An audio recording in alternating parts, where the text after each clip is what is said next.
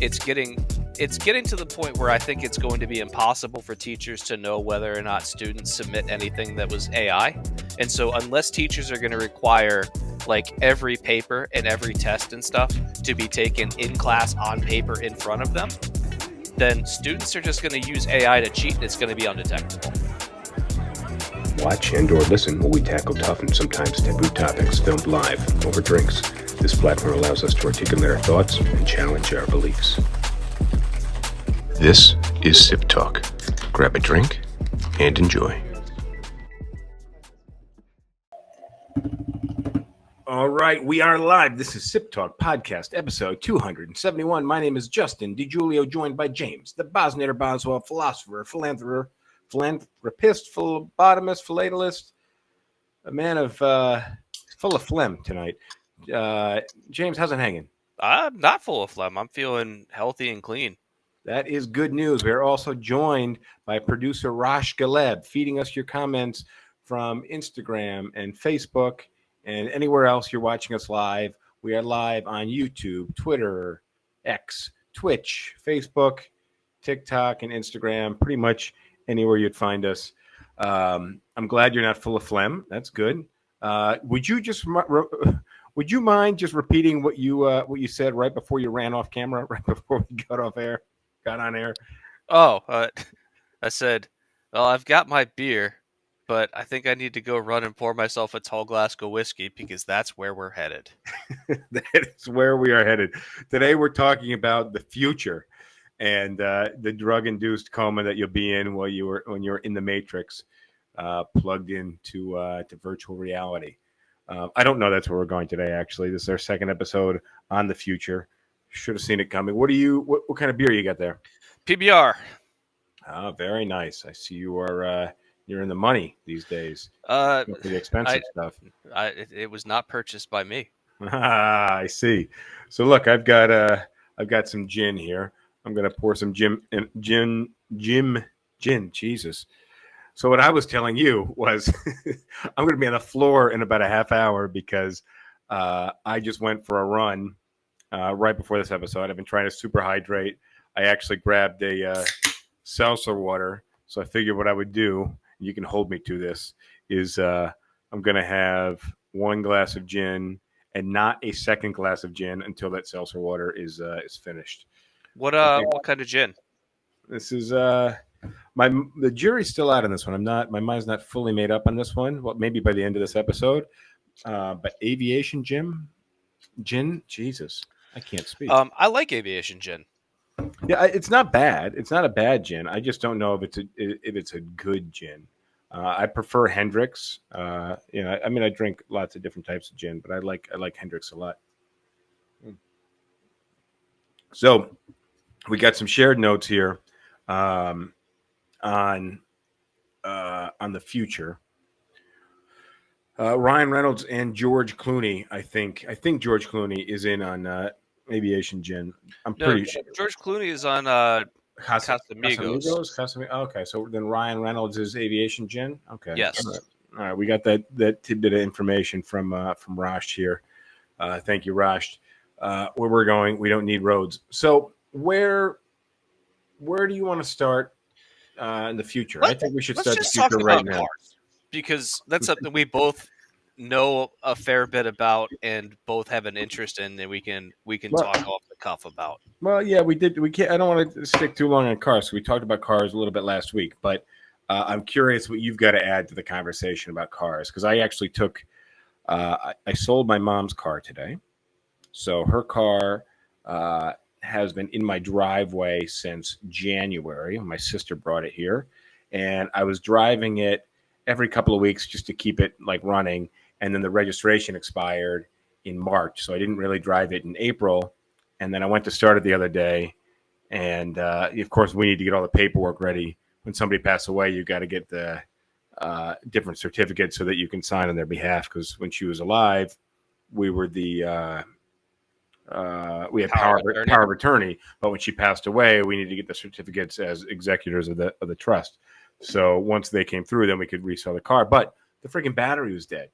So I went and I put a new battery in it earlier in this week and got it sold. and the buyer offered to drive me home. I drove the car out to her, but she ended up sending me back in an Uber.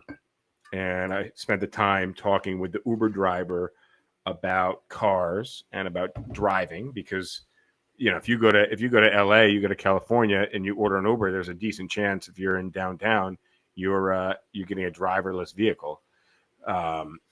And we just talked about future cars. I told him I like older cars. Let me ask you this question. Yeah. You order an Uber and it shows up with no driver. Do you get in? Depending where I'm going, if the speed limits are 30 or less, I'd probably take that risk. I haven't.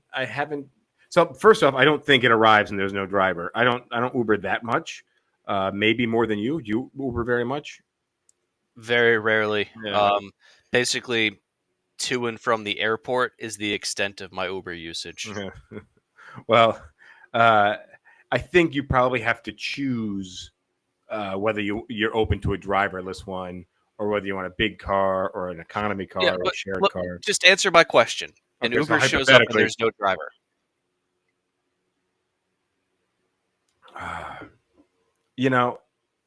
I feel like if the hypothetical was to be closer to reality, I kind of have an opinion on this already, and I don't. So I'm going to say, again, if I'm in a city area, probably yes.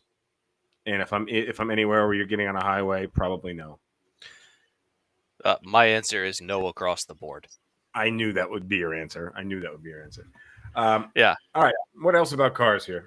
All right. So in terms of what is the future for cars, I've got a few ones. The first is subscription everything. Everything is already subscription everything, actually.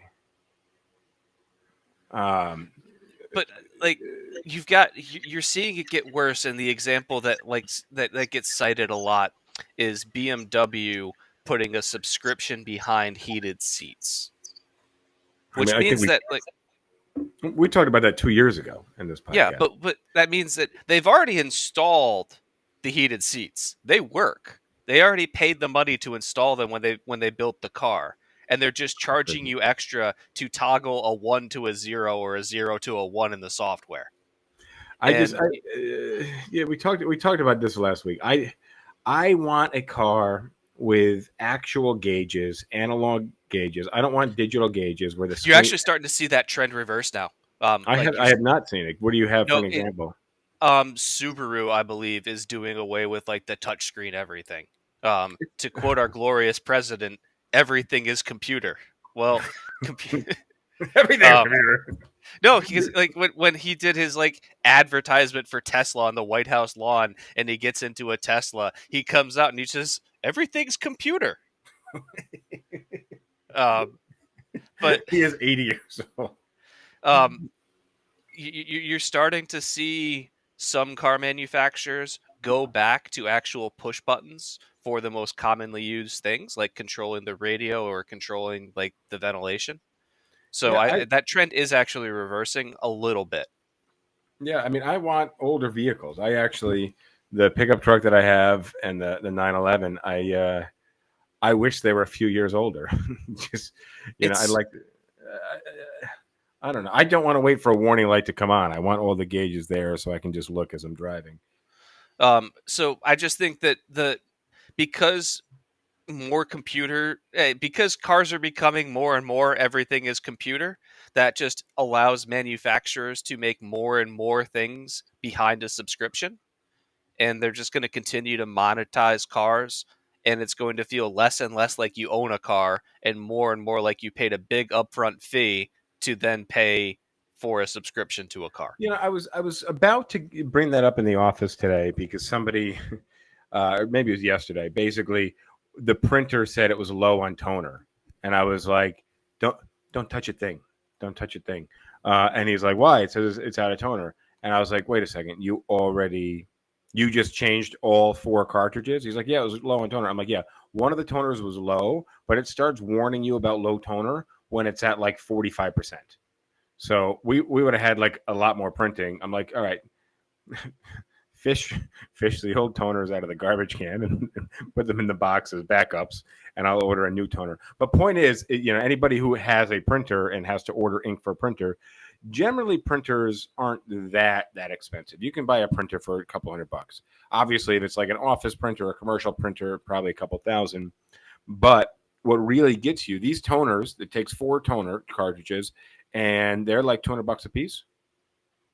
That's insane. Well, it's the stick and razor model that Gillette uses, where like you buy the like whatever their latest model is, the Mach 5 or whatever else, and it's like $4 for the stick and one razor. And then you want to buy replacement cartridges and it's like $30 for 5. I go through probably a lot more razors than most people. So yeah, I know all about it, and it drives me nuts. It drives me absolutely nuts. And they always get you with new razor technology, heated grip, cooling, vibrating razor. 5 blades, 4 blades, 3 blades, 6 blades, whatever it is. It's all bullshit. But they're always and the thing is, the blades are not compatible. I've got probably 6 or 7 really nice razors, and they all have different blades to them. So, but yeah, I mean that's and just think about this.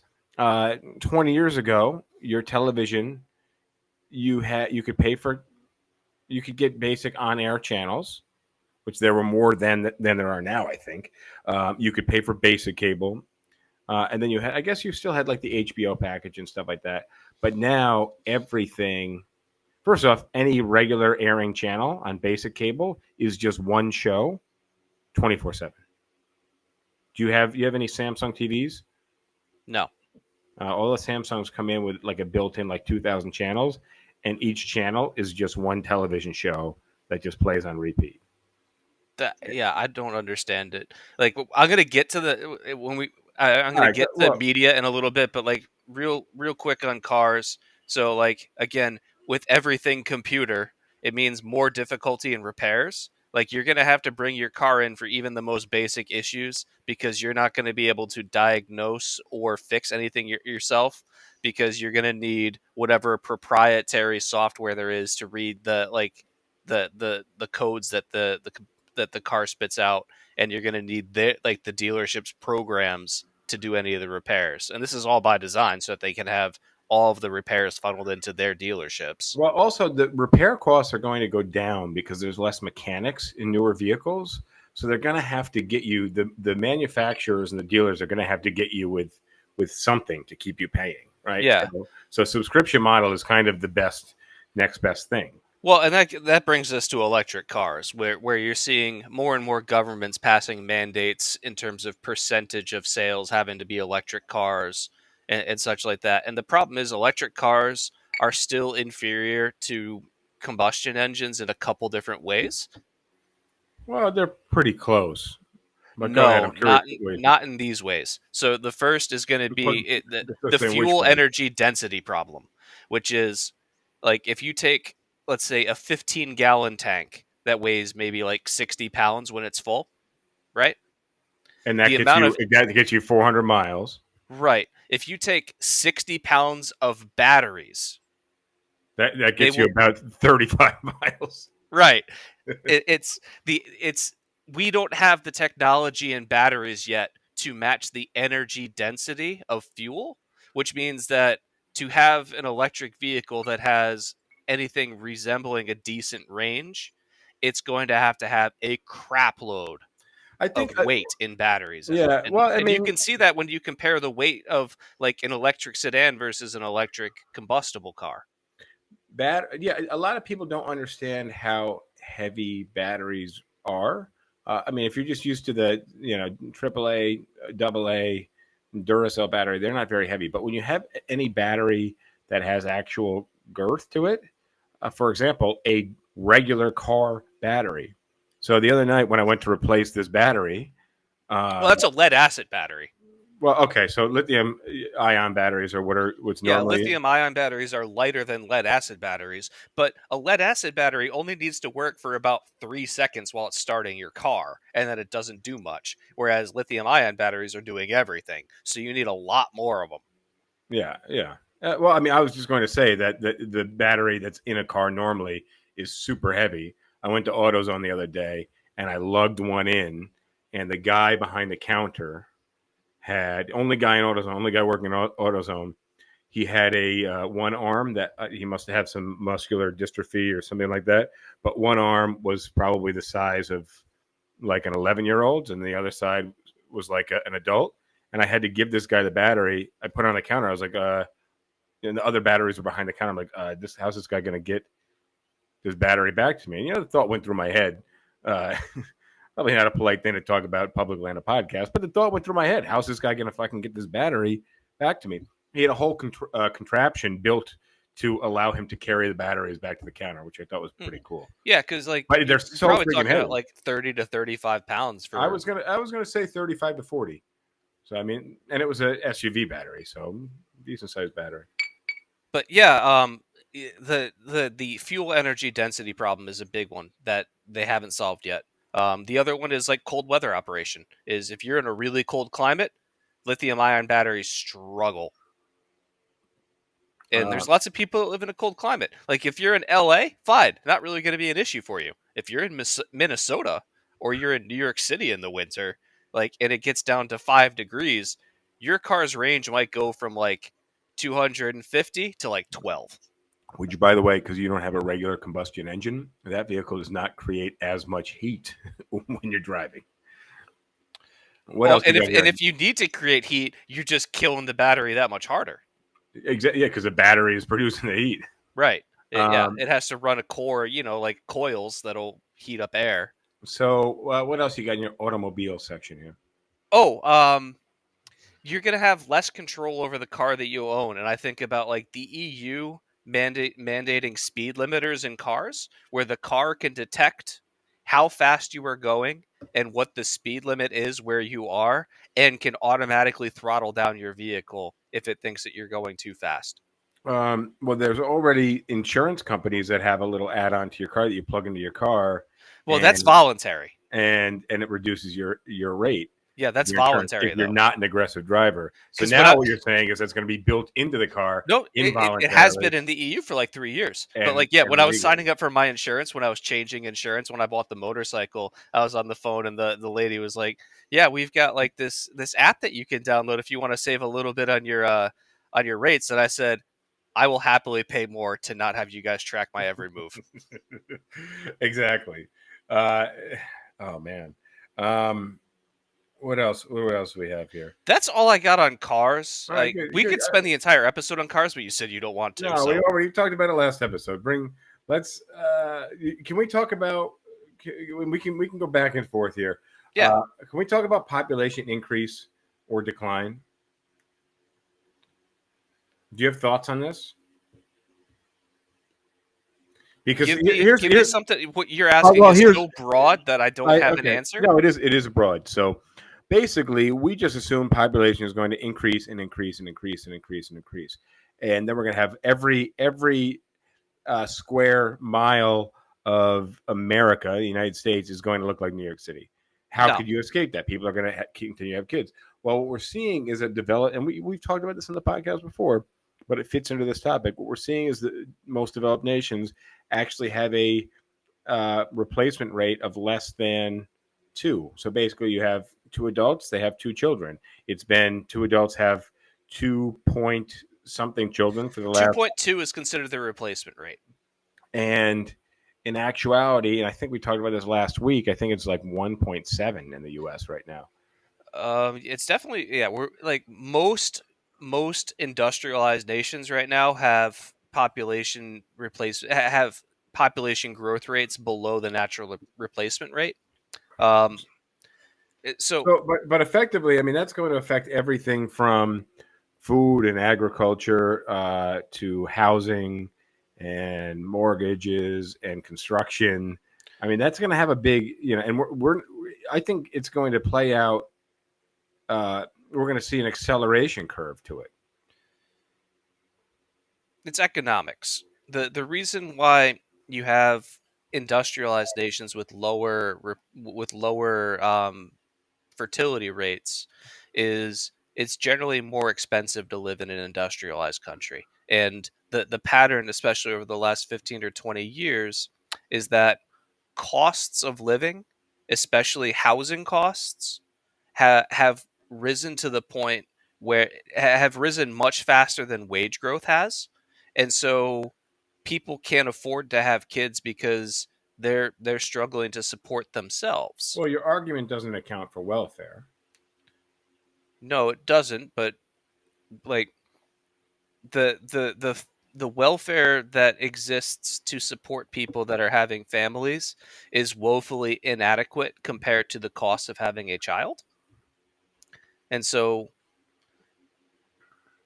most people that are choosing not to have kids are probably doing it because of economic reasons, or the reason why people are having fewer kids, where you're seeing more couples that want a kid having one kid or maybe two instead of three or four It's because they is, don't have a farm. well, there's that too, but it's kids are expensive. And I don't think, so that's one reason. But also, people are getting married at lower rates. There's a lot more protection and what's the word I'm looking for? Contraception, and uh, people don't. It's just not the normal to turn 24, get married, and have two or three kids anymore. It's actually, if you're 24, I mean, at least where I am in more New in the York City, South, it's more, much yeah, more normal in the South, I'll tell you that. that was my disclaimer. At least where I am, and maybe somewhere in like Oklahoma, but uh, if you're 24 and you're married and you're working on two or three kids, like you are not the norm in New York City. Like if you're 42 and working on your first child, like that's much more acceptable in New York City. I think when it comes to, I completely lost my train of thought. Yeah. Like, Well, I'll let you know where I stand right now. So I finished this glass of gin. This is just melted water here. yeah. And now I'm racing through the end of this lime seltzer water from I don't know what they call Hang it. on, I just All regained right, go ahead. my I was thought. All right. buying time for So you to yeah, remember. no, thank you. All right. So when it comes to lower rates of marriage and lower fertility rates in women and stuff, I think that this is actually just an effect of giving women more economic opportunity and more freedom and rights that are more closely equaling those of men. And it turns out that when women are given the choice, they opt out of just producing children and staying at home and taking care of it. Like there are certainly Well, some I mean, women if who, you have no choice, then right. It's obviously you have a when choice. women had no You're choice, going to that was the only thing that they could do. Now that women can choose whether that's something they want, a lot of them are choosing against it and living whatever life they want to live that is free from the traditional expectations of get married, have babies. And there's some women that want that, and that's fine. But it used to be that pretty much all women were kind of forced they didn't into have much of that. an option. Yeah. Right. And so yeah, I think as you expand women's rights, they realize that, hey, maybe the traditional roles that we were supposed to do aren't so great. Well, I mean, they can. It's not that they're not so great. It's just not for everybody. Not everybody wants to. And women have a lot more of an opportunity to have economic stability independently Yeah. than they ever have before. So, why have a child if you're not kind of forced to for X, Y, and Z different reasons? I mean, we're not living again by comparison to other times. We're not living in that bad of a time, and there might be some major social injustices and shit going on right now. But compared to any other time, like, would you rather live in the 1940s as a woman, or a minority, or would you rather Oh live yeah. in, you Yeah, know what I'm saying? Like, that's an easy choice. so all right, let's. Anything else you can think of on population? I think that you're going to continue to see the trends that we have right now, the established trends of first world nations like declining in population unless they allow for more immigration, and the developing countries still have really high birth rates. But you can look at graphs of like population growth rates over time and see that as a country industrializes, its population rates go down. Um, like they explode and then they level off and then they start to go down, and like Japan's kind of at like the leading at the forefront of this one, but I think that you're going to see many of these developing nations, and you can look at like a country like Nigeria, for example, as it gets wealthier and it develops itself more, you're going to see its birth rate level off. You saw it in South Korea, where South Korea is kind of following Japan. Well, But we did a whole episode, I think, in 2020 about how people in Japan are not having sex anymore. Do you remember that episode? yeah, One of our most popular episodes, by the way. um, So, but no, that's exactly the case, and I mean, just play that out over the course of the next 30 years. You're going to have a major decrease in population worldwide, well, no, you still have and also so much of the developing world that is exploding in population. I think it's worldwide, but projected like we're going to level out in population 10 sometime in like the billion, right? next 50 to 70 years, and yeah, 10, Uh, 10 to 11 billion. I think it's going to be way sooner than that. But It might. reason is that people in India and other parts of Asia and Africa are just not. They're first off, contraception is going to be widely available. Okay, and on top of that, people are just going to choose not to have children. And on top of that, fertility issues, which with the diet and the industrialized diet that we have now, with fertility issues Well, are for men and women. microplastics. And that's I wasn't going to go there, but that's kind of what was in the back of my mind when I'm talking about fertility issues. Men who used to have 250 million sperm per nut now have like 100 million sperm per nut or whatever. I'm pulling numbers out of my nutsack, but yeah, but it's basically like less than half. No, there's a well documented decrease in sperm counts among sperm men, density, and the primary driver is thought to be microplastics. It's thought to be, but again, there's lots of other things. I mean, I just for the last couple of years, my friend Bruno, who's been on this podcast before, actually, is always talking about food and just the quality of food, and it's really been getting to me lately. Just like I used to not give a shit, just drink diet soda all day. I didn't care about the hormones. I didn't care about the quality of the food. I was just like calories, right? Macronutrients, calories. But there's a lot more. I'm just like, all right, I need to start eating more raw foods. I need to start eating just basic like farm to table type foods, less processed foods. I keep looking at ingredients lists, and I'm just like, why are there 400? We just had pesto for dinner. There was pesto, by the way, is basil, pine nuts, olive oil, and Parmesan. Garlic. Throw some garlic in there, sure. But the ingredient list didn't need to be 56 fucking ingredients. And I'm like, why is there soybean oil and vegetable oil and sunflower oil and olive oil in here? Like, because it's cheaper. But and of course this was I think it was Aldi, and it was sold in like this organic food. And I was just like, I'm not down with it. I want bread. I want flour, yeast, water, and maybe a little sugar. But I don't want to have. I'm okay with my bread going bad in 3 or 4 days, which I know is not the popular opinion. But the bread that doesn't go bad for 3 or 4 weeks, it's not fucking bread. No, it's not bread. All right. But next on my list is education. In terms of what does the future hold? So, do we need to be shipping kids off in little yellow or big yellow? In your case, little yellow school buses, or could they be starting from home in a VR headset or on an iPad?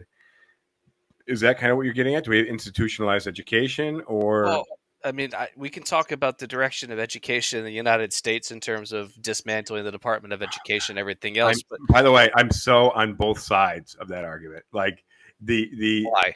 Because our current education system blows. Yeah, but blowing it up doesn't getting rid of the funding and getting rid of like the people that are trying to make it better is not the solution. Well, here's the issue: is that you have people in like Mississippi who can't spell their own state, okay, and then you got people in like I don't know what's a pretty Massachusetts is the Massachusetts is a pretty leading state, and these guys, by the time they're in 8th grade, they're like studying, getting credits at Harvard, like right.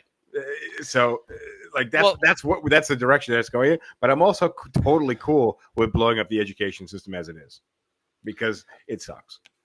all right. So the things that I have to say, like I think that AI poses just an existential threat to the entire educational ecosystem. Well, but because here's why we went from having like Rubicuses to calculators over the course of like Abacus. oh fuck me.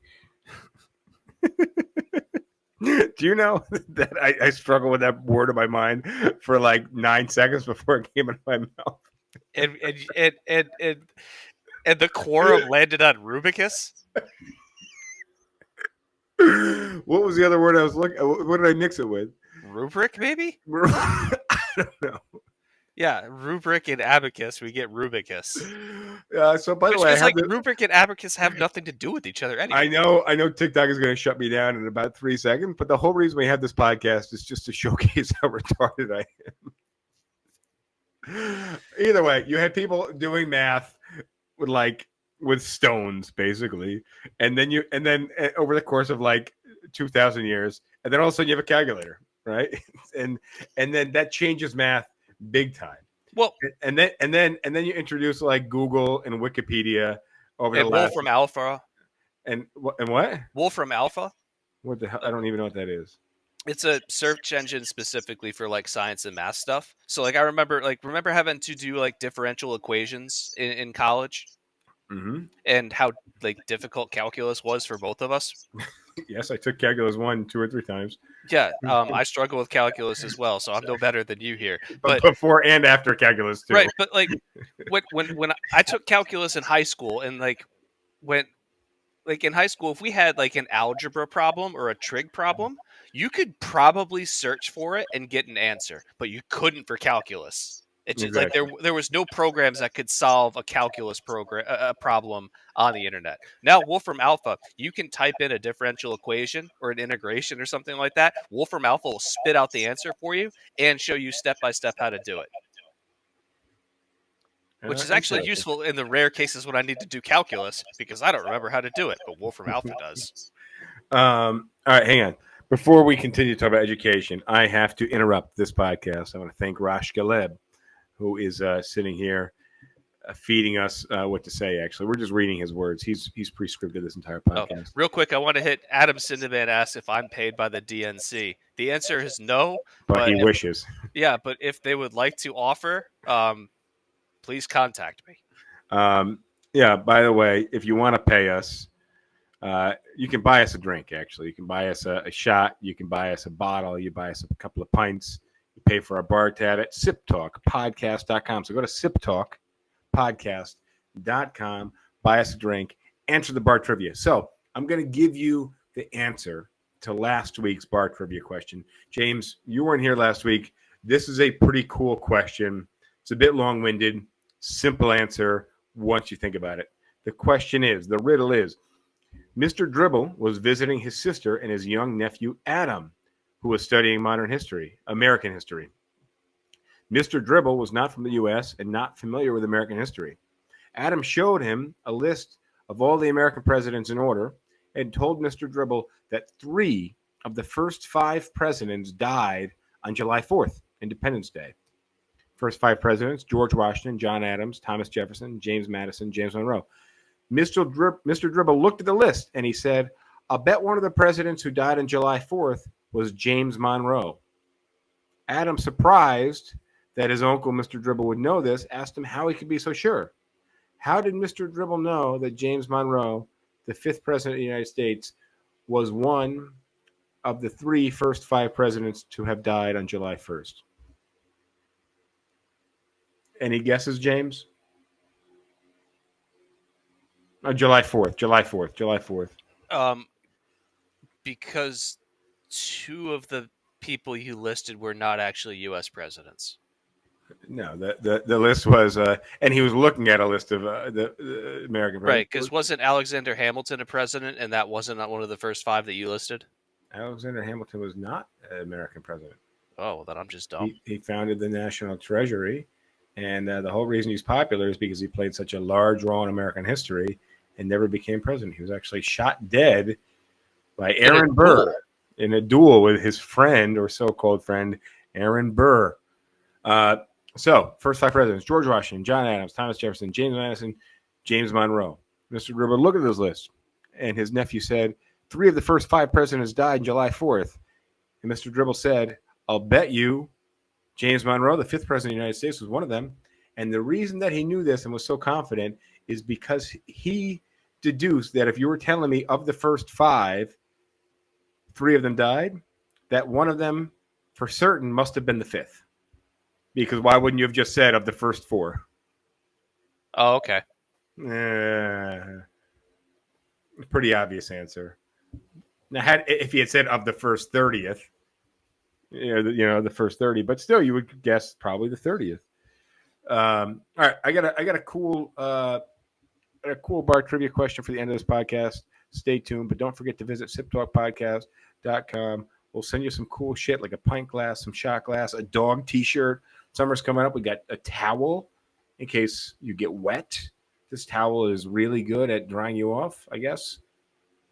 I don't know. It's a cool towel. If you spill your drink, you have a drinking problem. Well, you definitely have a problem if you spill your drink. All right, back to our list. So, look, I think when it comes to AI and stuff like that, AI is getting better and better every day, and it's getting to the point where I think it's going to be impossible for teachers to know whether or not students submit anything that was AI.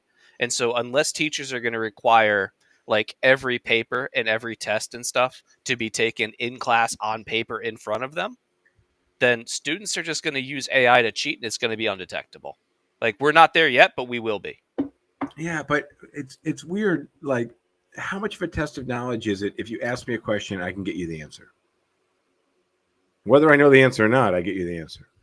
Well, that raises the question of you mentioned calculators, and if you remember when we were in school, we had to do our times tables or anything else, and the teacher's like, yeah, you're not always going to have your calculator. Yeah, we are. Yes, when I'm fucking stuck in the jungle, I need to calculate the square root of fucking 7 trees ahead of me. Yeah, you would be surprised how much more we have than just a fucking calculator. Right, but the point is, that's why we were told it was important to be able to do that kind of stuff. You're not always going to have your calculator. Yeah, we are. We have our calculator now. It's right here. It fits in my pocket. I can bring it anywhere I want.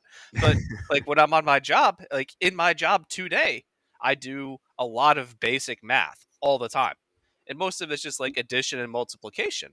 But unless it's extremely simple, I'm usually using a calculator not because I can't do it in my head, but because it's faster and guaranteed to be accurate if I don't.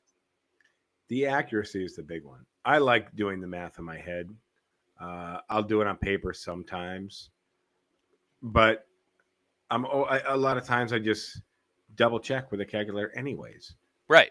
Even when I'm doing like simple addition and subtraction, 4 to 5 digits, I'm just you know what? Let me just plug in the calculator just because I'm gonna do it and then check it. So let me just do it on the calculator to begin with. And that's the same thing. Is all the time I'm adding 2 6-digit numbers together, and I can do it in my head.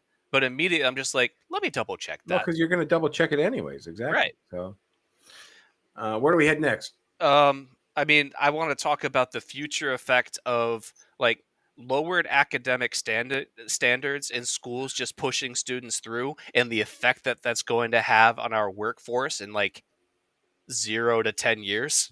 So there's a whole bunch of signs in the New Jersey transit system of a bunch of 7 to 12-year-olds.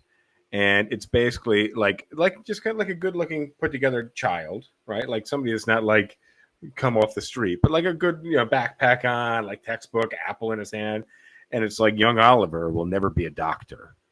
And then there's a whole paragraph even though New Jersey students get A's and B's, most of them are behind reading level or math level for every other state. I'm just all right, well, this seems like a solvable problem, but a big problem. And again, that's why I'm both sides of this. We're blowing up the education system, going to create major inequalities state to state. But education system definitely needs to be fucking blown up. So I just think about, like, an example would be that our generation, people that are almost exactly our age, we're the best at computers. People that are older than us don't understand computers. Oh my People god, that are younger than us don't understand computers. dude! I hire people left, right, and center to use technology. The old people that lost cause. Okay, I like sitting down at a computer. I'm like, all right, can you just check your email? And they're like going to www.google.com and then searching in Google www.gmail.com, and then they like struggle with their fucking password. It's 40 minutes, and those people are like, all right, let me know when you got when you can see my fucking email. I'm not going to teach you technology. But now the younger people don't know. First off, cell phones and iPads don't have the capabilities that a regular computer do. So, Also, like, their UI is like so overly simplified. well, so today I did a class. It was about a 2 hour class. Afterwards, there was a challenge, and the challenge was take these. It was a lease, an apartment lease with a bunch of riders, and there's a lot of riders in New York City. And what I constantly see is people like put together leases wrong, and they don't have the client sign in the right place. So I said, okay, prepare the lease, get the PDF, and then pretend you put it together like you're the real estate agent, and then pretend you're the client and sign it, and then send it to me. Um, I actually had half the people leave. I gave them 15 minutes. Now, it would have taken me 3 or 4 minutes. I gave them 15 minutes and then like another 10 minutes, and then they couldn't do it. What were they struggling with? Because I have a few predictions, but I don't keep them to myself. Combining different files into one PDF, and then editing the files and like adding text in the blanks, and then adding signatures to it. So, like, one thing I've heard is, like, just understanding how a computer's file system works, of like how to find the folder where a program exists, or how to organize folders in a way that makes sense that you can find documents and store documents. Because phones and tablets, you don't have to do that. Exactly, but also you can't retrieve those files. It's really difficult to do. And a lot of these guys were using phones. One person was using an iPad. A lot of people gave up. They're like, it's not working. I'm like, cool. You just went from a $8,500 commission to zero. Fuck you. Like, and there's a reason we're doing it now as a practice session. But you should never have given up. And also, like, that's what gets me is I got like this is how things have changed after the pandemic. I got somebody with an $8,500 commission on the line, and they just give up. They're like, oh, well, you weren't there to answer my question. I didn't know what file to put, so I just went home. It's like, well, you just lost fucking almost 10 grand, motherfucker. Yeah. They're like, well, you weren't there to help me. I was like, fucking I'm not always going to be. Google, bro. Google. Or you have a whole group chat with our entire company. Anybody can fucking help you. Call somebody But also, else. Why would you just walk away from the money? Also, the task that you were asked to do is really, really basic, and everybody in this company should know how to do it. And I teach it. I teach them how to do it. We did it today. But point is, even if you didn't, and it wasn't basic, and it was complex, how quickly you just turned around and walked away from X number of thousands of dollars. Yep. And that's, I think, really what's changed. It's just people are like, I'm out. No, I don't know. All right. Computers. What else? I mean, this one's gonna really get the masses going, but, like, dude, insurance is a disaster right now. Well, how's insurance changing in the future? Well, everything's gonna get worse and more expensive. Like, look at I don't know if you pay attention to your home insurance in New Jersey, but, like, my insurance has gone up like 100% since I bought this house. And which, by the way, insurance is the original, like, OG subscription-based model. Well, yes, that you're fucking forced to sign up for. But, like, insurance, like insurance companies are struggling to operate because, like, natural disasters are more frequent, their costs are higher. You've got governments failing to, like, combat systemic insurance fraud. You've got less government support for higher risk markets. You've got, like, lower regulations allowing insurers to charge more. And, like, with it, and like with auto insurance, like what we talked about with all the stuff with cars, with everything computer, and with cars weighing 8,000 pounds because of their battery and stuff. Now, like, every accident that might have been like a $500 or $1,000 accident is now $30,000. Yeah, that's true. That's all I really got. We could talk about media, which Well, also hold on. Just insurance is also going to change because they're going to have to, if you own a self-driving car, right? Is your insurance going up or down? The car costs more, so it's going to go up. well, The algorithm says it's less likely to get an accident, so it's going to go down. well, here's an even bigger question: is if you own a self-driving car and you are not at the wheel and the car gets in an accident, who's at fault? That was a Is it lot of you, that was a lot of words. That is a big question. or is No, it the manufacturer the manufacturer that or the programmed software company, which by the way, the software company may not actually even be the manufacturer of the vehicle. Right. So who has to pay when a self-driving car gets into an accident? That's actually really good question. So just think. So you're paying insurance on your vehicle, and your vehicle hit somebody else's car, but you weren't driving. So does your insurance? Is it your insurance? Is it the manufacturer's insurance? Is it the software company's insurance? I believe the system as it exists right now is it's your insurance. But that's also because self-driving cars are extremely limited. So like and so the longer term question when this stuff gets more popular and more widespread, that's going to need to be addressed because I don't think it's really properly addressed in law or insurance policies right now. True. I mean, just think right now, if you're driving a car and you hit the brake, and all of a sudden it just gives out, there's no brakes. Who's really liable? You. Right now, you. I mean, you could sue your insurance company. I'm sorry. You could sue the manufacturer. But what proof do you have? Now that everything is going to be computerized and monitored, the car's going to know exactly what's going on. Yeah, they can pull the black box. Pull the black box. I mean, it's going to be it's going to change. It's just going to change the environment of a lot of things. We touched on this last week on back to education was the nature of education. So like right now, if you wanted to create a new version of an AI, by the time like you wanted to copy an AI that's out there, by the time you developed to that level, the existing AI would be 10 times that, right? Because it grows exponentially. So like just trying to recreate things and build things is going to become very difficult because they're just becoming way more and more complex. I think some of the notes I have in here actually were, let's see, something about, oh man, are my notes not even on here? I got snacks, fat people, Ozempic, population increase, AI communication. AI could communication can be super encrypted. AI can communicate with itself. We would have no idea. We could never begin to even decrypt AI because it would be changing at a rate greater than our encryption or decryption software could decrypt. Yeah, that's the point where we just need to blow it up. Well, we may be if we decide we want to blow it up, it has already decided that it needs to evade our attempts to blow it up.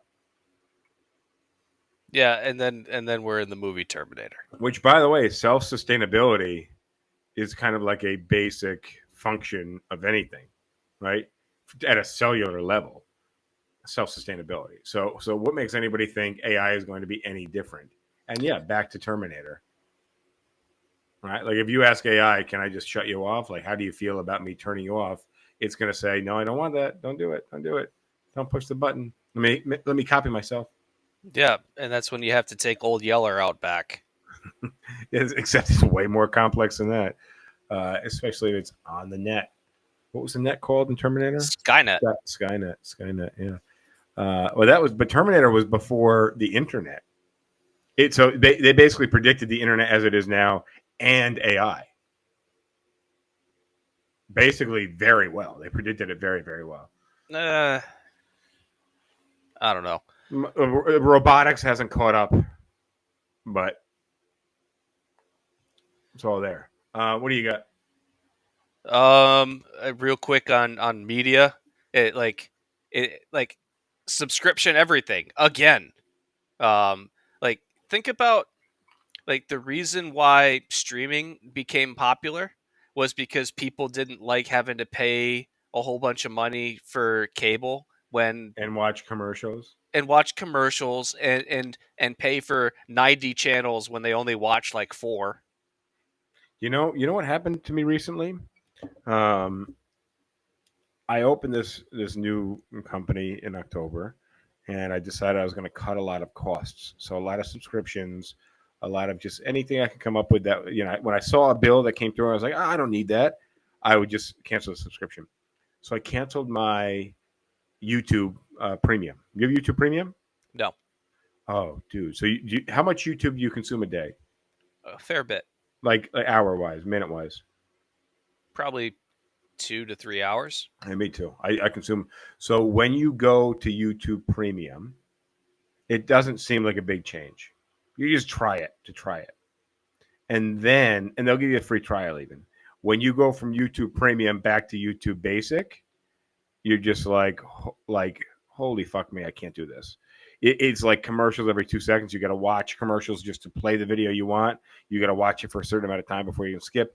You get 30 seconds into it, there's another commercial. Yeah, I And then had an ad blocker that like they got rid of the ad, like they disabled support for uBlock Origin, which did a really good job, and now I'm back to like YouTube with mostly all of the normal ads, and it's at times unbearable. I will tell you one of the, was so even though I was still trying to save money on everything, uh, the first thing I turned back on YouTube Premium. YouTube Premium. And now guess what? I don't even watch like Facebook much at all. Like I don't actually consume a lot of social media. Obviously, right now we're on YouTube, Twitch, X, Facebook, TikTok, Instagram. We're fucking everywhere. I don't consume that much of it.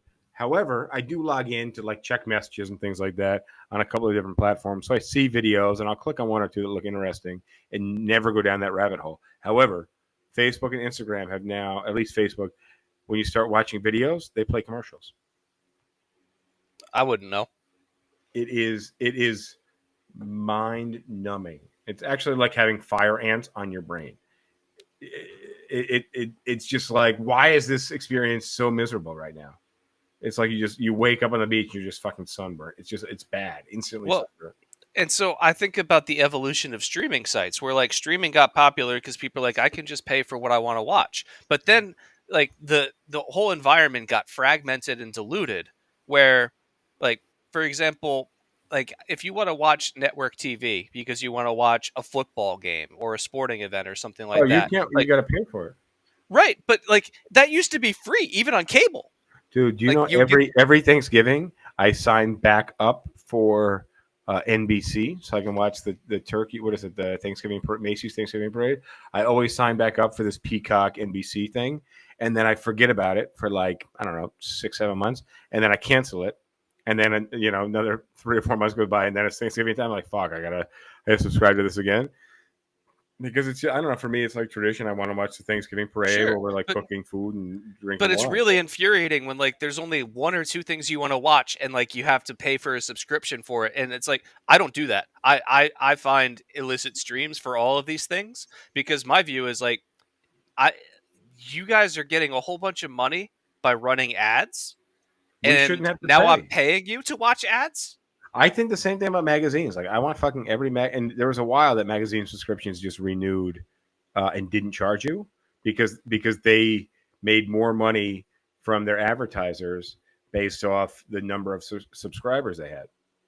Sure. So, but I will tell you, trying to watch like the Macy's Thanksgiving Parade on some other streaming service is ratchet as fuck. It is not good. It's not good. And by the way, NBC is like an on-air. And when we say air, by the way, we're talking about like analog television. Oh, like actually broadcasting radio Actually, waves like that it picks up. antenna Yeah. radio waves. It's it's it's so wild to me how things have changed. I just think like if shit ever hit the fan, like nuclear disaster, fallout, world war, or something like that. That the same reason I did not want my oven to have a fucking screen on it, and it does. It's got a fucking touch screen on my oven. I just wanted the dials. I don't like that. I'm okay with the oven having Wi-Fi if when Wi-Fi is off, the oven still works. Why does your oven need Wi-Fi? Dude, my faucet has Wi-Fi. I can say, Alexa, ask Moen to dispense 2.5 cups of water at 110 degrees. Yeah, that's and stupid. then Alexa will say, we're going to warm the water and let it run. When the water stops, you can wave your hand over and it will dispense. And then you just put your bowl of cookies underneath the water and boom, it does it. It's actually not stupid. It's fucking awesome. However, if Wi-Fi goes out, I still want to be able to move the handle and turn the fucking faucet on. Yeah, if I had, a couple $100,000 to completely renovate this house, one thing I would not spend a penny on would be any smart devices. Like, I would upgrade a bunch of stuff, but it would all be dumb. So my friend George, who's married to Sarah, we went to Sarah's house. I think I don't know, it was when she was moving in with George or something. Pretty sure it was George and Sarah. And we went to her house, and she had rented a house that was built in the 50s and never renovated. It's very well taken care of. I'm surprised that they were renting it out, but it was never renovated. And it was really cool. Like one of the rooms had like a radio, like that would connect with other rooms, so you could like touch the radio and it would like talk across the entire house. There was just some cool technology. So my house, also built in the 50s, has an extractor fan on the ceiling, which I actually had on tonight when I got home. I opened a couple of windows. You have to have windows open, otherwise the extractor fan is just like getting ready to burn out. It's not pulling air from anywhere. So you open a couple of windows, and then you just get this crazy breeze through the house, and it just extracts it all through the hallway ceiling. It's pretty cool. It's a cool feature for a house. We got a few minutes left. Let me hit the bar trivia question, then we'll hit any last minute futuristic topics while I down this last glass of gin. All right. If a doctor gives you 3 pills and tells you to take 1 pill every half hour, how long will the pills last? It's a pretty easy one. You go to SipTalkPodcast.com. You answer the bar trivia. If a doctor gives you 3 pills and he tells you to take 1 pill every half hour, how long will it last? Go to SipTalkPodcast.com. You answer that question, and we will send you some cool stuff. We'll send you some I don't know, what are we going to send? A pint glass? SipTalk pint glass? Yeah, pint glass sounds good. You let us. You give us the answer. If a doctor gives you 3 pills and tells you to take 1 every half hour, how long will the pills last? You go, you give us the answer, and then how many pills does he give you? He gives you 3 pills. You take 1 every half hour. You give us the answer, and then you let us know what you want. You go to the SipTalkPodcast.com. You hit the merch page, and then just let me know what you want. I will send it to you. Whether you want a beach towel, SipTalk beach towel, pint glass, coffee mug. I don't know. We got there's some T-shirts, I think. There's some cool shit. I give you a contains alcohol shirt. We don't have that, actually. That's not mine. What am I missing on the future here? I mean, I'm kind of with you on the whole, like, let's just have a nuclear war and a societal reset. Wouldn't be so bad. Unless, of course, your oven is touchscreen. Then you're fucked. Never bake a turkey again. Yeah, that's your fault for buying a touchscreen oven in the first place. Oh, that's so bad. It's so bad. I have a cool oven, by the way. I have a cool oven. The new oven, by the way. So there's a dual oven, top oven, bottom oven. The top oven is French door. Okay, so like if you got a turkey, you don't. If it's a fold down door, right? You got to reach over to put the turkey in. You got to reach over that door. French door, you can just open it and put it right in. The new ones, you can say Alexa, Apple, Siri, whatever, open the oven, and the new ones open themselves. If I had more free time and technological wherewithal, like I would just make it a hobby of mine to like hack into people's homes and just mess with their devices. Oh my God! All right. On that note, thank you for joining us. This has been Sip Talk Podcast, episode 271. Visit SipTalkPodcast.com. Buy us a drink. Buy us a shot. Pay for our bar tab, man. I want to thank Rosh Galeb for joining us and feeding us your comments. Thank Gary and Adam and Crosby Tank for your comments. And I got a bunch of people here on the other platform. So thank you guys. We'll see you next time. Adios, everybody.